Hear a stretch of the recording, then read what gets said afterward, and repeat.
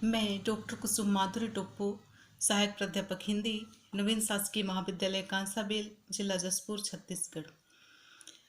प्रिय विद्यार्थियों, एमए हिंदी संत गहरा गुरु विश्वविद्यालय सरगुजा अंबिकापुर के तहत वैकल्पिक प्रश्न पत्र जो चतुर्थ सेमेस्टर के अंतर्गत है, जिसमें कोश विज्ञान के इकाई 5 में कोश निर्माण की प्रविधि के अंतर्गत हम कोश का अर्थ, परिभाषा एवं कोश प्रविष्टि संरचना एवं व्याकरणिक कोश समायोजन की चर्चा आप सभी से करेंगे। कोश विज्ञान वस्तुतः भाषा विज्ञान की ही वह शाखा मानी जाती है जिसमें शब्दों का अध्ययन किया जाता है। इसमें शब्दों का अर्थ उनका चिन्हों के रूप में प्रयोग और उनके अर्थों का ज्ञान के आधार पर स्थापित किया जाता है। कोश विज्ञान भाषा में शब्दों का अध्ययन है तथा इनके निर्माण का प्रतिफल ही कोश निर्माण है। कोश एक ऐसा संदर्भ ग्रंथ को माना जाता है जिसमें शब्दों तथा वाक्यांशों के बहुअर्थक शब्दों का अर्थ निर्धारण किया जाता है। और प्राचीन समय में कोश कुछ शब्द संग्रहण से लिया जाता था, किंतु अब यह शब्दकोश बन गया है। और व्यवहारिक के पक्ष कोश निर्माण के संबंध में हम देखें तो कोश निर्माण जो है वह लेक्सिसलॉजी या लेक्सिसग्राफी शब्द से निर्मित है, जो ग्रीक भाषा से व्युत्पन्न माना जाता है। और लेक्सिस का अर्थ है शब्द, और लॉजी जो शब्द है वो लोगस शब्द से निर्मित बताया गया है, जिसका अर्थ है शब्द विज्ञान। और तीसरा जो हमने देखा लेक्सिसग्राफी, यानी ग्राफी जो शब्द आते हैं, इस शब्द के अर्थ है लिखना या निर्माण करना। और इससे स्पष्ट हो जाता है कि कोश विज्ञान भाषा विज्ञान के रूप विज्ञान से प्रारंभ होकर कोश निर्माण की प्रविधि तक पहुंचता है। इसलिए इसको कोश निर्माण की प्रक्रिया या कोश निर्माण की प्रविधि कहा जाता है। अब हम आप लोग के समक्ष कोश का अर्थ समझाएंगे। अर्थात कोश का जो अर्थ होता है वह शब्दों में विभिन्न अर्थों, रूपों व उनके शुद्ध प्रयोग का पुख्ता आधार ग्रंथ बताया जाता है। वैसे तो सामान्य अर्थों में कोश का अर्थ माना जाता है धन संचय या कोश निधि, शब्द संचय या शब्द संग्रह, खजाना, इन सभी शब्दों से इसे समझा जाता है। किंतु हम व्युत्पत्ति परक जो अर्थ हम देखें या कोश की व्युत्पत्ति परक जो दृष्टिकोण है वह कुश धातु से उत्पन्न माना गया है, और जिसका अर्थ है मिलना या संश्लेषण करना। और हम भाषा विज्ञान के अंतर्गत भाषा के आधार पर कोश शब्द का जो अर्थ देखते हैं, यह है शब्दकोश है, शब्द मंजरी है, शब्द मुक्तावली है, शब्द संग्रह है और शब्द रत्नाकर इसे माना जाता है। अर्थात कहा जा सकता है कि कोश वह शब्द है जो शब्द संकलन से शब्द ग्रंथ के रूप तक पहुंचता है। अर्थात जैसा कि उदाहरण के तौर पर हम देखते हैं कि यदि एक फूल माला तैयार करने के लिए माला की आवश्यकता होती है, मणियों की आवश्यकता होती है, फूल की आवश्यकता होती है, उसके बाद उसको गूंथा जाता है तो एक फूल मंजरी या फूल माला के रूप में व्यक्त होता है। उसी तरह कोश जो शब्द है भाषा में शब्द और अर्थ के रूप तक पहुंचता है और एक शब्दकोश बनता है, जिसको शब्द ग्रंथ कहा जाता है या शब्दकोश कहा जाता है या शब्द मंजरी कहा जाता है। और कोश के संबंध में कहा भी गया है कि कोश निर्माण का जो प्रमुख उद्देश्य रहा है वह भाषा, बोली, साहित्य, संस्कृति और व्यवसाय विषयक शब्दों तथा उनके स्रोतों का और जिज्ञासुओं के प्रति जो समझने या जानने की जो जिज्ञासा को शांत करता है और उसमें अर्थ लिखने या उच्चारण का जो व्याकरणिक जानकारी उसे प्राप्त होता है। इस प्रकार कोश की परिभाषा हम कह सकते हैं कि कोश एक ऐसा शब्द है जिसका व्यवहार कई क्षेत्रों में होता है और प्रत्येक क्षेत्र में अपना अर्थ और भाव है। इसका मूल अर्थ सब शब्द संग्रह ही माना जाता है। आगे हम कोश निर्माण की विधि में प्रविष्टि संरचनाओं के विषय में हम बताएंगे। जैसा कि प्रविष्टि संरचना जो है कोश निर्माण की प्रक्रिया की अहम भूमिका निभाती है और इनके मुख्य प्रकार के रूप में भी इसे माना जाता है।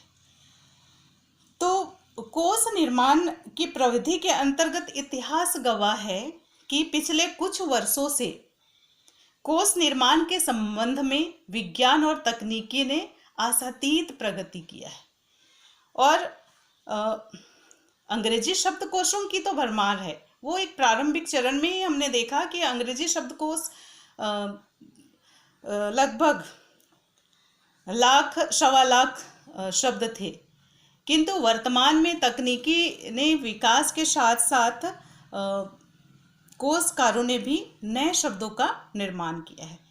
किंतु हमारे भारतीय कोशकार भी इनमें पीछे नहीं हैं। वे भी कोश निर्माण की प्रक्रिया को या शब्दकोश का निर्माण तीव्र गति से किया है। जैसा कि कोश निर्माण के संबंध में तथ्य मिलते हैं कि सर्वप्रथम शिवाजी के शासनकाल के समय लगभग 1500 शब्दों की रचना की गई थी। उनके बाद निरंतर कोश निर्माण होता रहा और सन 1906 में काशी नागरी प्रचारणी ने हिंदी साइंटिफिक ग्लोसरी का प्रकाशन किया था। आधुनिक हिंदी कोशों में शब्द सागर नागरी प्रचारणी सभा द्वारा 55 वर्षों के अंतराल में 1910 से 1945 में कोश तैयार किया था और जिसमें लगभग 1 लाख शब्दों की प्रविष्टियां की गई थी। बाद में इसे कई हिंदी के कोशकारों ने प्रमाणिक मानकर इसके आधार पर कोश का निर्माण किया था। और दूसरा जो था वो साहित्य सम्मेलन द्वारा हिंदी का जो कोश निर्माण किया गया वो प्रमाणिक हिंदी कोश जो प्रकाशित हुआ था सन 1944 बताया जाता है। बाद में इन्हीं कोशों के आधार पर कई कोश का निर्माण किया गया और फादर कमिल बुल्के का नाम तथा डैनियल जोन्स जो अंग्रेजी उच्चारण को कोश जो अति महत्वपूर्ण माना जाता है, जिसमें उन्होंने द्विभाषी या हिंदी कोश का भी निर्माण उन्होंने किया था। और वार्धा हिंदी शब्दकोश ने सन 2013 में कोश निर्माण किया और हिंदी के अधिकतम प्रचलित शब्द इस कोश में मिलते हैं। वर्तमान में सूचना क्रांति का विस्तार इतना तीव्रगामी से हुआ है, पूरे क्षेत्र में कंप्यूटर ने अपना वर्चस्व स्थापित कर लिया है और उसके आधार पर आज इलेक्ट्रॉनिक कोश का भी निर्माण तीव्रगामी से निर्मित हो रहा है और आज इलेक्ट्रॉनिक कोश का कंप्यूटर द्वारा ऑनलाइन प्रयोग भी किए जा रहे हैं। कोश की प्रविष्टि संरचना के प्रकार कोश में किसी भी भाषा के शब्दों के उच्चारण, व्याकरण, कोटि, व्युत्पत्ति, अर्थ, प्रयोग, पर्याय आदि के संबंधित विवरण दिए जाते हैं और सुविधा के लिए कोश की प्रविष्टियों को एक निश्चित क्रम में व्यवस्थित किया जाता है और हम यहाँ पे कालक्रम के आधार पर कोश की प्रविष्टियों के प्रकार देखेंगे, जिसमें पहला प्रकार है प्रविष्टि की प्रकृति और दूसरा है कोश का भाषा काल और तीसरा है कोश से वर्णित भाषा की संख्या और चौथा है कोश की प्रविष्टि की व्यवस्था। तो इस तरह भाषाई कोश की एक विशेष कोटि का जो कोश है उसे विश्वकोश भी कहा जाता है। और प्रविष्टि संरचना में कोशीय शब्द की सबसे बड़ी विशेषता होती है कि रूप और अर्थ, जिसमें रूप और अर्थ ही अत्यधिक महत्वपूर्ण होता है। भाषा की वे इकाई जो कोशीय शब्द होती हैं जिनका अपना अलग अर्थ होता है और अपनी जो पृथक संरचनात्मक विशेषता होती है, जिन इकाइयों के द्वारा रूप या अर्थ व्याकरण द्वारा पूर्व में अनुमान होती है। और ये कोशीय शब्द नहीं हो सकते, इसलिए कोश भी विकारी रूपों को नहीं दिया जाता, किंतु व्युत्पन्न रूपों को इसमें लिया जाता है।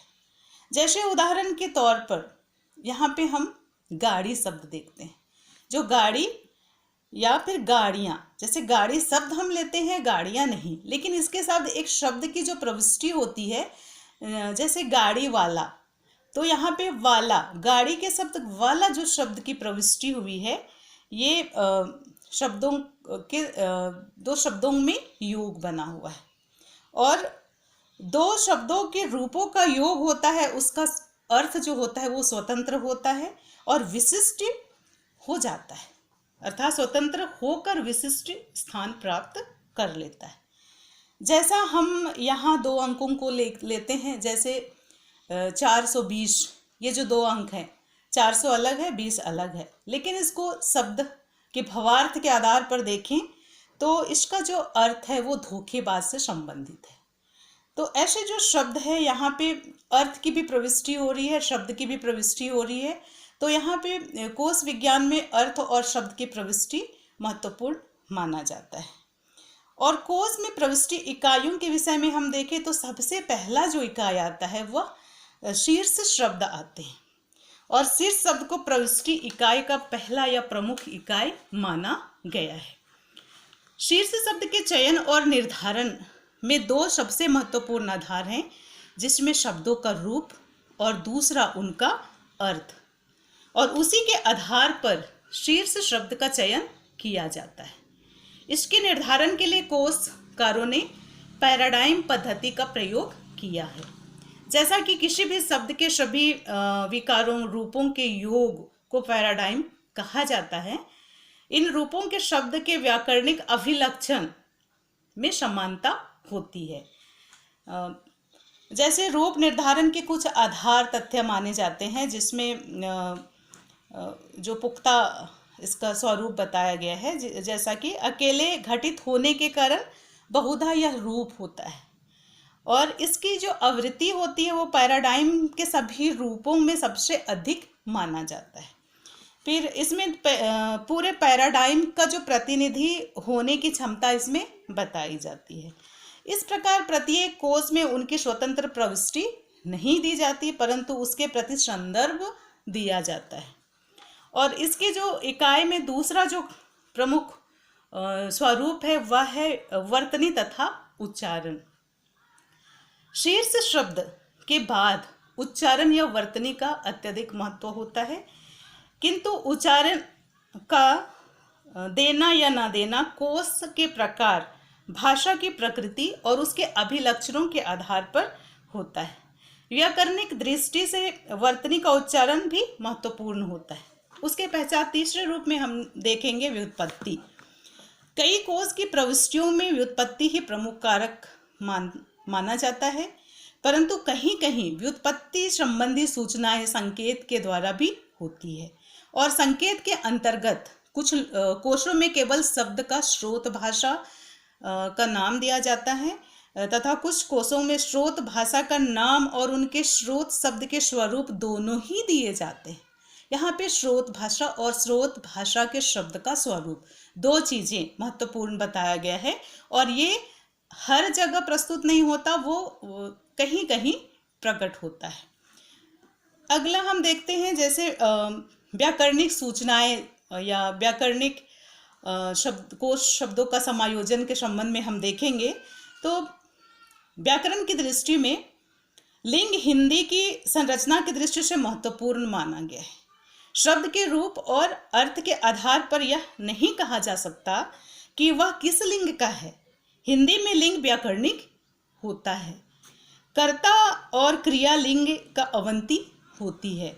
इसलिए हिंदी कोश के लिए आवश्यक है कि इसमें शब्द के लिंग का निर्देश किया जाता है। कोशों में बहुधा सकर्मक और अकर्मक क्रियाओं की सूचनाएं दी जाती हैं और सकर्मक के लिए कर्म महत्वपूर्ण होती है या इसका माध्यम होता है, लेकिन अकर्मक के लिए कर्म नहीं।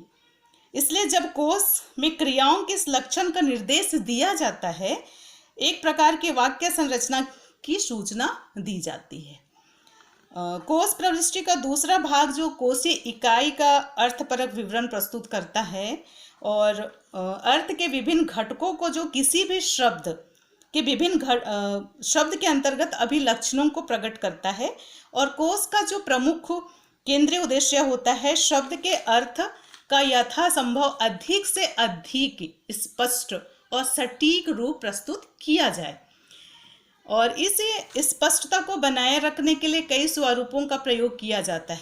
जैसा पहला बताया गया है शाब्दिक इकाई की परिभाषा, दूसरा बताया गया है अर्थ की इकाई का समायोजन, और तीसरा व्युत्पत्ति का स्वरूप, चौथा उदाहरण, पांचवा नामांकन और छठवां प्रतिसंदर्भ के द्वारा भी किया जाता है। किंतु इस इकाई का प्रयोग नहीं होता और कोश प्रविष्टि की संरचना में शब्द और अर्थ ही विशेष स्थान रखते हैं या विशेष घटक इसकी होती है। और व्याकरणिक कोशों के समायोजन में हम देखेंगे शब्दार्थ निरूपण जो होता है वो व्याकरणिक कोशों का समायोजन के अंतर्गत भाषा के शब्द को व्याकरणिक शब्द कहा जाता है। और व्याकरण शब्दों के अंतर संबंध का द्योतक भी बताया गया है और वे ये पदबंध होते हैं जिसका प्रयोग स्वतंत्र रूप से होता है। जैसा कि व्याकरणिक कोश के लिए कहा गया है कि व्याकरणिक कोश में भाषा की संप्रेषणीयता के अभिन्न अंग माने जाते हैं और भाषा में प्रयोग अधिक होती है, इससे भाषा को समझा जाता है और प्रत्येक भाषा में वह शुद्धता पाई जाती है जो व्याकरणिक होती है तथा पूर्णांक और शाब्दिक होते हैं। जैसा उदाहरण के तौर पर यहाँ मैं एक वाक्य कह रही हूँ, जैसे मैं कार्य करता हूँ, यहाँ पे पूर्ण वाक्य मतलब कार्य करने का जो बोध हो रहा है और ये यहाँ पे पूर्णता प्रकट होती है, इसलिए कहा गया है कि यहाँ पे पूर्णांक और शाब्दिक शब्द ही महत्वपूर्ण माने गए हैं। किसी भी कोश में शब्दों की प्रविष्टि आवश्यक और तर्क संगत होता है। कोशों में व्याकरण अर्थ का प्रयोग आवश्यक माना गया है और इसमें जो व्याकरणिक कोश को विभिन्न रूपों में देखेंगे तो जैसे उपसर्ग और प्रत्यय, ये कोश के लिए उपसर्ग और प्रत्यय व्याकरणिक के रूप भी दिए जाते हैं लेकिन स्वतंत्र प्रविष्टियों के रूप में दिया जाता है। यह कोशकार के ऊपर निर्भर होता है कि वह किस प्रकार से प्रविष्टि का समायोजन करे। और अगला बताया इसमें अर्थगत अभिलक्षण भी इसमें प्रमुख माने गए और अर्थगत अभिलक्षण के द्वारा व्याकरणिक कोशों का जो समायोजन किया जाता है इसमें समास जिसका अर्थ उनके पदों या अर्थों का योग होता है और इसमें किसी भी प्रकार के पद में जो अर्थ का लोप नहीं माना जाता, परंतु व्याकरणिक दृष्टि से समास के अर्थों का भी प्रयोग किया जाता है।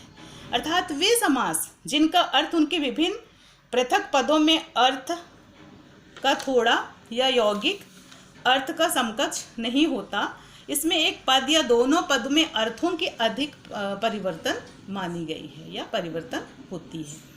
और शब्द के मूल रूप में भी कोश में शब्द का जो मूल रूप रहता है और उसी का अर्थ दिया जाता है। मूल शब्द से बने या निकले रूपों में अर्थ व्याकरण की सहायता से जाना जाता है और शब्दों के अर्थ ज्ञान में व्यापकता के आधार पर व्याकरण का जो ज्ञान बहुत ही महत्वपूर्ण माना गया है। कोशों में इनका अधिक महत्व और मूल्य बताया जाता है। कोश में किसी शब्द की प्रत्येक विभक्ति या काल के रूप नहीं लिखे जाते, इसमें शब्द के अनगिनत भेद होते हैं, किंतु इनमें इसको व्याकरण बताता है, कोश नहीं बताता। और शब्द के इन भेदों और विविध रूपों को जानने का एकमात्र साधन व्याकरण बताया गया है। और भाषा में कुछ ऐसे शब्दों का भी प्रयोग होता है जो हमारे लिए एकदम अपरिचित हैं, जिनका हमारे मन पर कोई बिंब अंकित नहीं है। जैसे यहाँ पे मध्वा, वृषा, सुनावीर, शुत्रमान, इनका अर्थ जानने के लिए यदि हम कोश की सहायता लें तो इसका अर्थ हमें ज्ञात होगा। इसका अर्थ है इंद्र। अर्थात कोश के प्रत्येक शब्द में अर्थ उसके सामने दिया जाता है और उसकी सहायता से हम उस अर्थ को पड़ताल करते हैं या अर्थ को जानते हैं। तो इस प्रकार देखा जाए तो व्याकरण शब्द के प्रयोग पक्ष को स्पष्ट करता है और कोश शब्द जो है वो अर्थ पक्ष को।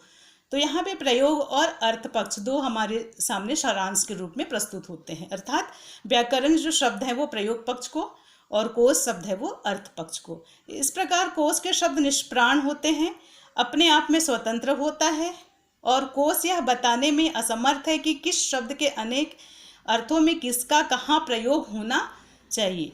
लेकिन कोश का कार्य केवल शब्द संग्रह और अर्थ उल्लेख है। कोश यह नहीं बताता कि संग्रहित शब्दों और अर्थों में कौन अधिक प्रचलित है और कौन कम। अतएव हम कह सकते हैं या स्पष्टतः हम कह सकते हैं कि कोशीय शब्द की अपेक्षा व्याकरणिक शब्दों का महत्व अधिक है। इस तरह से कोश का व्याकरण के साथ अत्यधिक महत्व स्थापित किया गया है।